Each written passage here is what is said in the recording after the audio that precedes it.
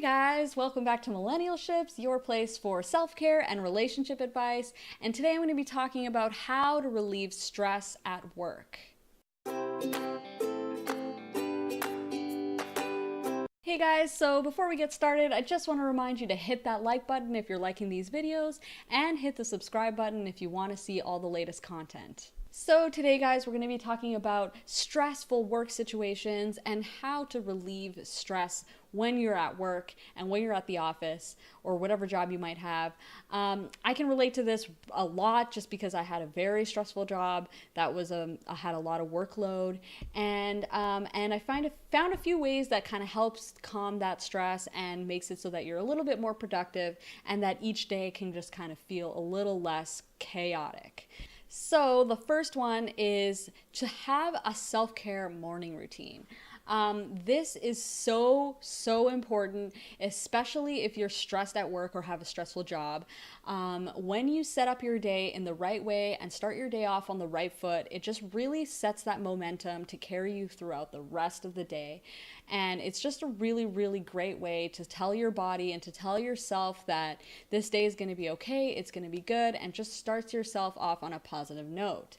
If you want to check out the blog, guys, I have a self-care routine that I think works really well. It's very effective. It includes a bunch of things like meditating and waking up a little bit early. All those kinds of things are going to help you out, but definitely structure a morning routine that works for you and that you think puts you off on the right foot. An example of that would be like some people say like go for a run and stuff like that, and you know that just might not work for you. Maybe you don't like running, maybe that's going to put negativity into your day. So that's why you have to structure the morning routine to really fit your needs and your feelings. So number 2 is when you're at work, make a priority list. So this is one of the best ways to stay organized and to feel less overwhelmed, and that is to just make a list, not just a regular to-do list, but a list that actually shows what things need to be done now, what things can be moved on to later, and that way you can really see, okay, these are the things that I have to get done now. Because a lot of the times we have these giant lists of a bunch of things that we need to do, but the truth is we don't need to get them all done in that same day, or they can be extended and you can take the rest of the week to do some of those things. So when we see all of that stuff in the giant list, it can be super overwhelming, and then you start thinking about things that you're not really going to work on today and stuff like that, and it just starts to get very overwhelming. So make sure that you make a priority list, and that way you can start tackling things as they are, they need to be done. So number 3 is that action stops fear. So anxiety, stress, fear, all of those things kind of come about when we're thinking about the future and we're thinking about the consequences of getting something done late or not getting it done at all.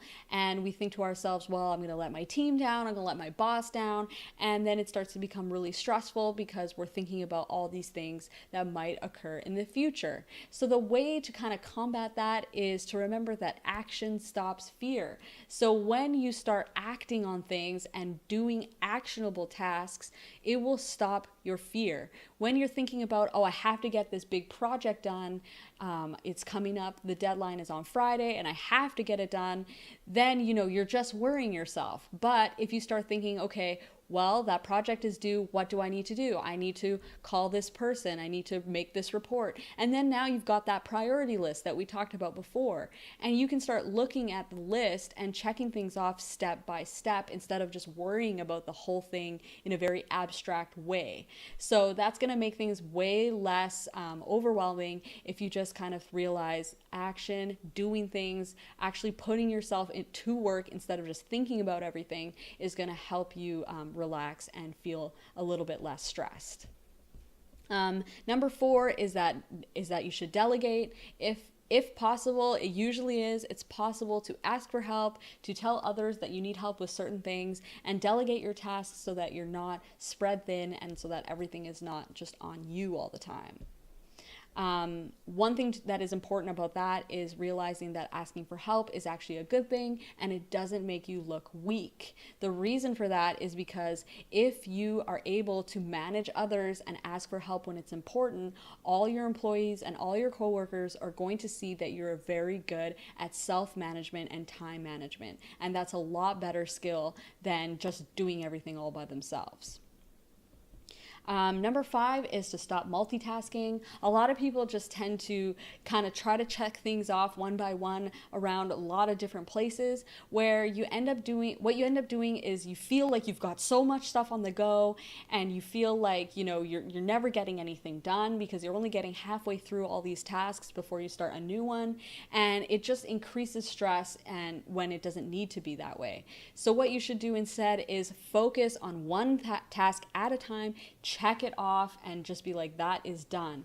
It's a lot more satisfying to completely cross something off your list because it's totally finished, rather than having a bunch of tasks that are half done and then you never really get to cross anything off because nothing is actually done yet. So focusing on one thing at a time is much better than multitasking.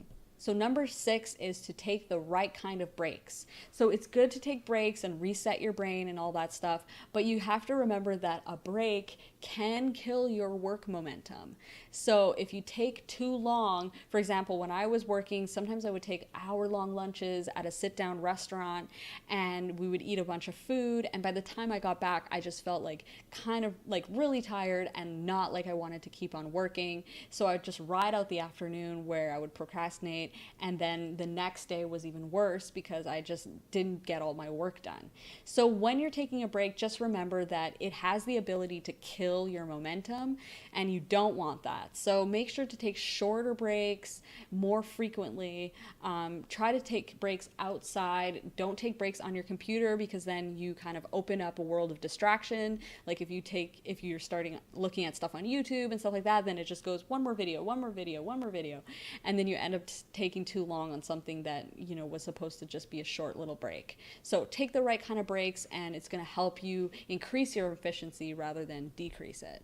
And number 7, this is the last one, is to practice self-care at home. So just make sure that when you're at home, you're taking time for yourself, you're relaxing, you're allowing yourself to recharge so that the next day you can go in just feeling like, everything is good and that you can start another stressful day. I have so many articles about how to take care of yourself at home, even if you have kids, even if you have lots of things that you need to do, chores, dishes, whatever. There's always some time to take some time for yourself. So you just got to make sure that you're doing that and take as much time as you need. If you need help with this self-care, I do have a 10-day self-care challenge that just goes through every single day, a task that you can do every single day, and it might help you on your self-care journey. So if you'd like that, I will put the link in the description below for that so you can check it out. Anyway, that's it for today, guys. Like the video if you found this helpful, and consider subscribing if you'd like to see more content, and I will see you guys on the next one.